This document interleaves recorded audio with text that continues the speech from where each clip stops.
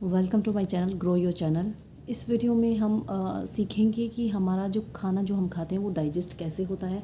ये एक कॉमन सी क्वेरी होती है, स्पेशली बच्चों की ये क्वेरी होती है कि जो भी वो पेरेंट्स से हमेशा सवाल करते रहते हैं, क्योंकि बच्चे हैं तो वो हमेशा कोई ना कोई सवाल करते रहते हैं। उनमें से एक सवाल होता है कि जो हम खाना खाते हैं उसका पेट में जाके क्या होता है। ठीक है, तो बच्चे अलग अलग वर्ड्स में ये क्वेरी करते हैं, तो ये हर किसी को पता होना चाहिए क्योंकि ये कॉमन सा टॉपिक है।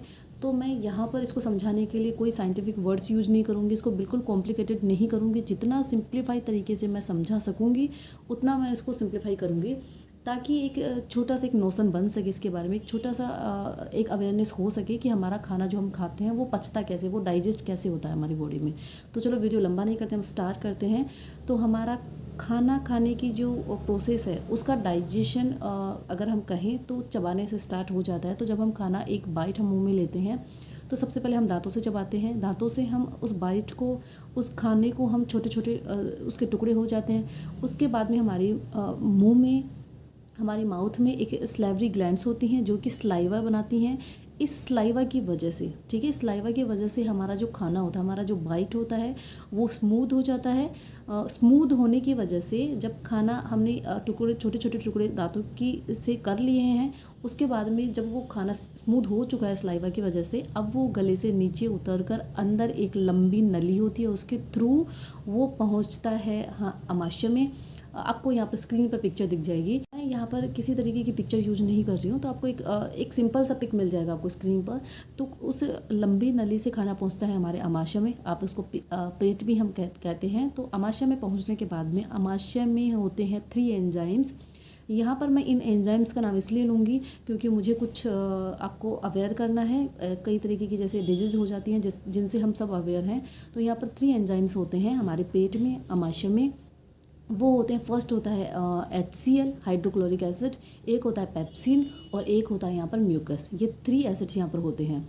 अब जो HCl है, ये HCl इतना पावरफुल एसिड या एंजाइम आप बोल सकते हैं, इतना पावरफुल होता है कि ये हमारे पेट को काट सकता है।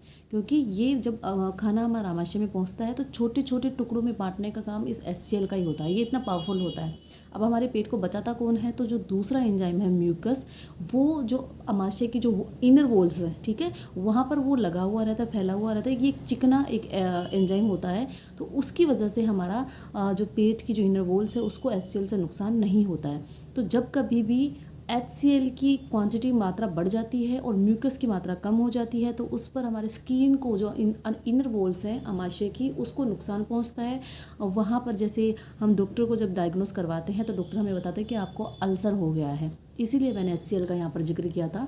तो म्यूकस हो गया, HCl यहाँ पर हो गया, देन एक होता है पेप्सिन। तो पेप्सिन जो ये जो एंजाइम होता है, तो ये सारे मिलके यहाँ पर आमाशय में क्या होता है, यहाँ पर हमारे खाने में से प्रोटीन निकाल लिया जाता है। ठीक है, इसके बाद में खाना हमारा पहुँचता है छोटी आंत में, ठीक है, स्मॉल इंटेस्टाइन कहते हैं उसको। तो वो हमारा छोटी आंत में पहुँचता है। अब छोटी आंत की जो स्ट्रक्चर है वो काफ़ी टिपिकल है, थोड़ी सी डिफ़िकल्ट है। तो खाना हमारा पहुँचता है छोटी आंत में। छोटी आंत में खाना पहुंचने के बाद में, क्योंकि यहाँ पर भी कई जो केमिकल रिएक्शंस होते हैं, क्योंकि यहाँ पर भी कुछ जूसेज होते हैं, मैं उनका नाम नहीं लूँगी, कन्फ्यूजन होगा।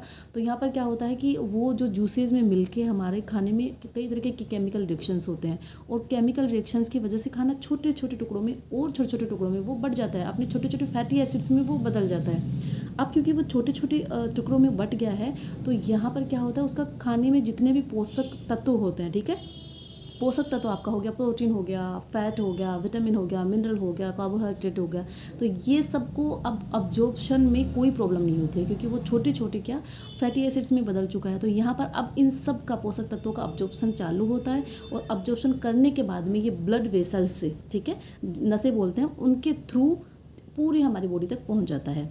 तो ये सब प्रोसेस होती है हमारी छोटी आंत में। अब ये खाना जाता है हमारा बड़ी आंत जिसको बोलते हैं हम, वहाँ पर खाने में से पानी को निकाला जाता है, ठीक है, पानी को अब्जॉर्ब किया जाता है। इसके अलावा कई तरीके के जो पोषक तत्व थे जो कि छोटी आंत में नहीं अब्जॉर्ब किए गए थे, वो भी यहाँ पर अब्जॉर्ब किए जाते हैं। अब क्योंकि खाने में से जितने पोषक तत्व हैं वो अब्जॉर्ब कर दिए गए हैं और पूरी बॉडी तक पहुंचा दिए गए हैं, तो अब जो वेस्टेज बचा है उसको रेक्टम में, आप यहाँ पर पिक्चर में देख सकते हैं, उसको रेक्टम में भेज दिया जाता है और रेक्टम में भेजने के बाद में एनएस के थ्रू हम इस वेस्टेज को हम निकालते हैं। तो ये एक छोटी सी प्रोसेस होती है। अगर ये वीडियो आपको अच्छा लगा हो तो प्लीज़ लाइक कीजिए, शेयर कीजिए एंड सब्सक्राइब कीजिए एंड बेल बटन को प्रेस कर दीजिए ताकि इस तरीके के वीडियोज़ आपको मिलते रहें।